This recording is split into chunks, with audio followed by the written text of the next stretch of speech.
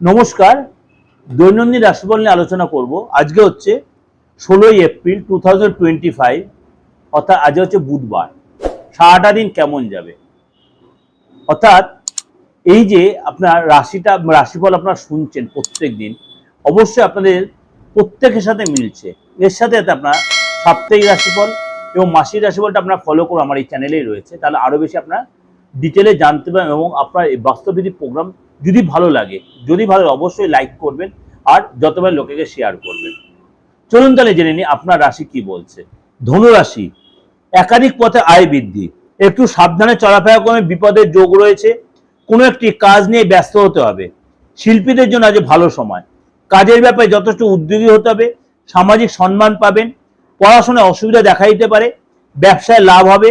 ভ্রমণে আজ না যাওয়াটাই ভালো হবে। আজ প্রিয়জনের কারণে ব্যবসায় অশান্তি হতে পারে।